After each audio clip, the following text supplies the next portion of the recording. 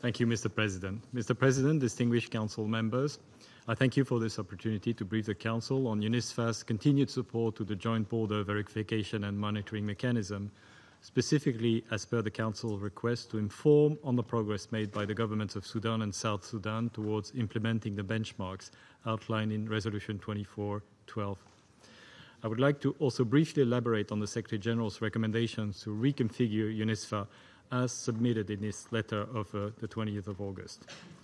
Mr. President, with regard to the first benchmark, which is facilitating the full freedom of movement, Sudan and South Sudan maintain standing clearance for all UNISFA air and ground patrols within the safe demilitarized border zone. Since March this year, both countries have authorized their senior national monitors based at the Joint Border Verification and Monitoring Mechanism headquarters in Kaduli to provide approvals. Consequently, all patrols undertaken by UNISFA since April received approvals without delay. On the second benchmark, which is finalizing the agreement of the 4 Joint Border Verification and Monitoring Mechanism team sites, UNISFA continues to operate a team site at Teshwin Panakwak within the safe demilitarized border zone, and efforts continue within the reporting period to establish the other 3 team sites. The 14-mile ad hoc committee met on the 20th of August, where the South Sudanese delegation stated that they were unable to convince local leaders to allow the establishment of the team sites in Safaha Kir Adem and Asumaya Weya Rayem. As a result, the committee recommended that the matter be referred to the Joint Political and Security Mechanism.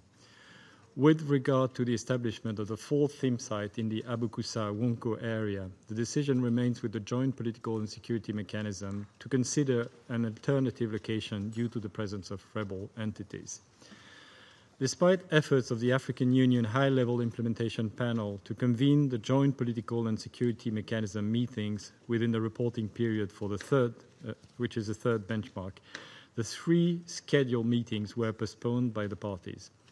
The meeting from the 11th to 12th of August and the subsequent meeting from 6th and 7th of September were postponed to accommodate talks between the South Sudanese parties in Khartoum and subsequent consultation on the agreement reached on the 30th of August.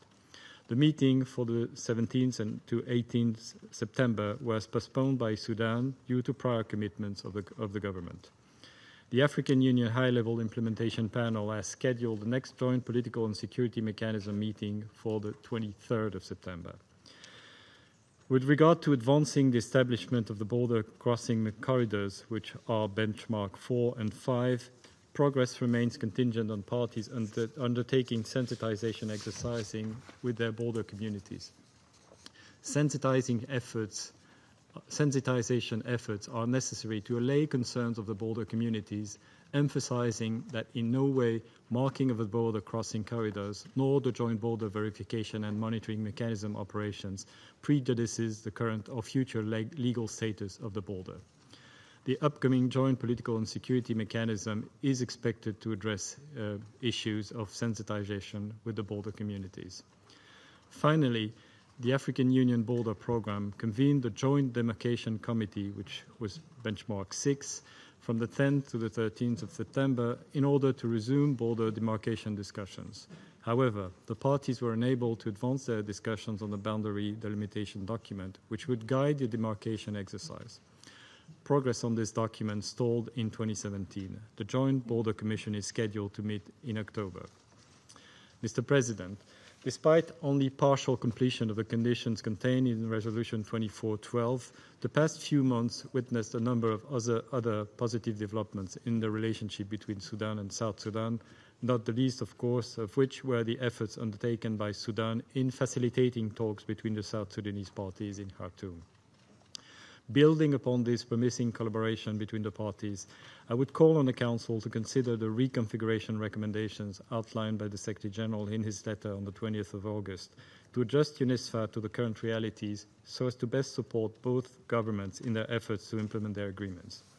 Joint border verification and monitoring mechanism operations have markedly increased and picked up momentum within the last year, due to the proactive push by this Council and UNISFA to further activities, including the establishment of team sites. The border monitoring mechanism remains a vital part of the framework that regulates the relationship of the two countries and its normalization. It is in this regard that I request the Council to consider the recommendations in the Secretary-General's letter and allow for a modest adjustment in UNISFA's mandate on the mechanism within current resources. This would provide the mission with the ability to better support border demarcation efforts by the African Union Border Programme, including the much-needed sensitization of the border communities that are highlighted earlier. The recommendations envisage the establishment of 2 further sector headquarters and team sites within the safe demilitarized border zone as required to provide more comprehensive coverage of the border region. Troops would be transferred from the Abyei area to achieve full operating capability for the border monitoring mechanism. This would harmonize the diminishing military threat with the corresponding reduction in military need for the Abyei area. With regard to the Abyei area, the military component of the mission would concentrate its deployments along the borders of the area to safeguard against armed incursions. With criminality increasing in the Abyei area, the recommendations call for the deployment of 3 formed police units and additional specialized individual police officers to enhance the mission's focus on maintaining law and order and continue furthering peace between the local communities. These proposed changes are accommodated within the current uniform personnel ceiling of 4,550.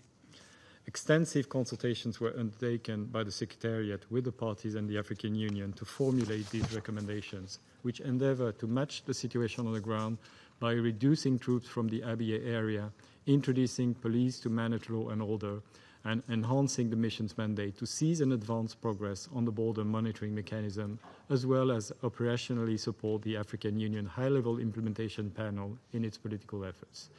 Further engagement by the Council with the parties is necessary to agree on a mandate for UNISFA that serves the parties as well as their border communities. Mr. President, in closing, let me reiterate that it is imperative that all peacekeeping missions adjust to the changing needs on the ground and work towards achieving a political resolution. In UNISFA's case, the support to the implementation of the 2012 cooperation agreements and the resolution of the status of Abyei and of the border needs to be reframed in such a way that it enables the parties to make meaningful progress. The Secretary-General's letter outlines recommendations which aim to achieve this goal. Thank you, Mr. President.